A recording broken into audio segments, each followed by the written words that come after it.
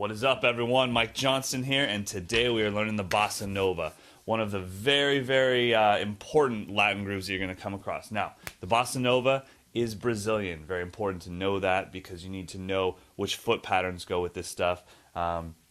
Cuba kind of has their own set of foot patterns. Brazil has their own set. The Brazilian foot pattern just follows this bass line of just doom, doom, doom, doom, doom, doom, doom, and that goes right along with the bass player. Doom, doom, doom, doom.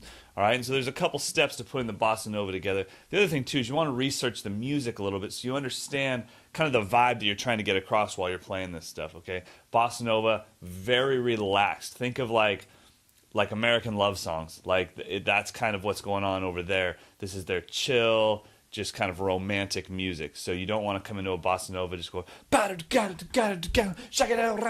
people will be like, what the hell is going on back there? This is very chill, and you're definitely trying to achieve the sound and the tones of a percussionist. So you want to be very soft. Like you want your hi-hat to just sound like a little egg shaker, and your bass drum is just like this feathering doom, da-doom, da-doom, and your left hand sounds like a nice, just clear clave sound. All right, so let's get started. Let's do it limited time. Bass drum pattern, very simple. 1, 2, and 3, 4, and 1, 2, and 3, 4, and 1, 2, and 3, 4, and...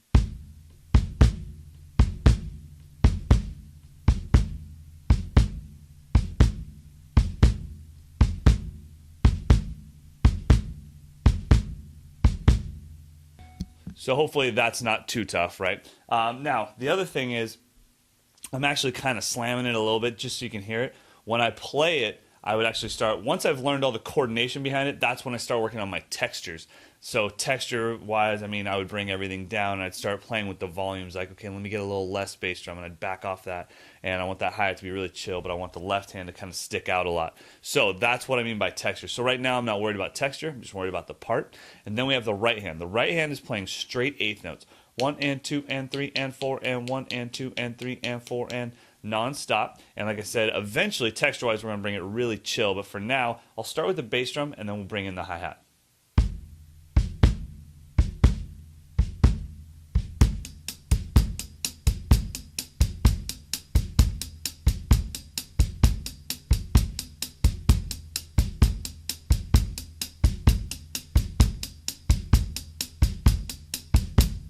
All right, so that's not too tough. And then we got to bring in the left hand. Now, the left hand is almost playing a clave pattern, but it's one note off, okay? So the left hand is going to be going 1 and 2 and 3 and 4 and 1 and 2 and 3 and 4 and 1 and 2 and 3 and 4 and 1 and 2 and 3 and 4 and 2 and 3 and 4 and 1 and 2 and 3 and 4 and 1 and 2 and 3 and 4 and 1 and 2 and 3 and 4 and... So I'll start with the bass drum, bring in the hi-hat, and then bring in the snare drum.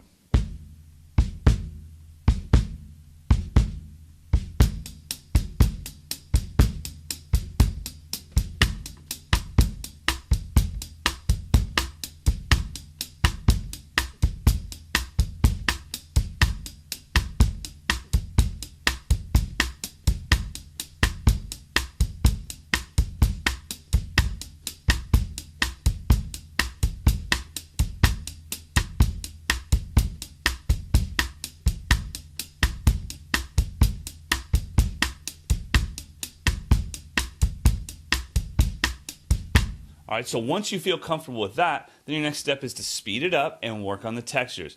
Bring that bass drum down, bring the hi-hat down a little bit, feel really confident with the left hand playing the clave pattern or the pseudo clave pattern, all right, and then we'll just kind of see where that takes us.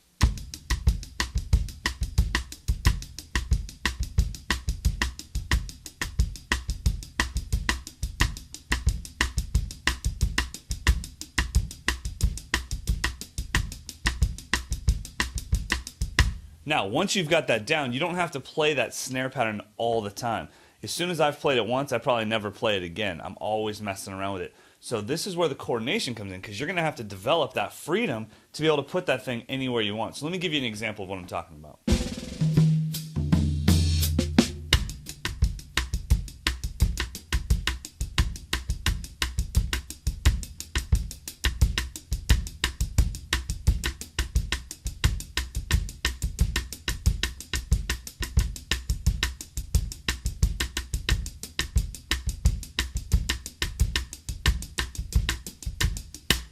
All right, so that's the basic bossa nova. Now there's a billion variations, and I want you to be able to get in and out of it with fills and play it on the ride and all that, but that'll give you a good place to get started. That way, if you're ever on a gig and you just need to play a bossa nova, that will be totally fine, totally serviceable, and nobody will get mad at you for it. Hope you guys got something out. We'll see you next time.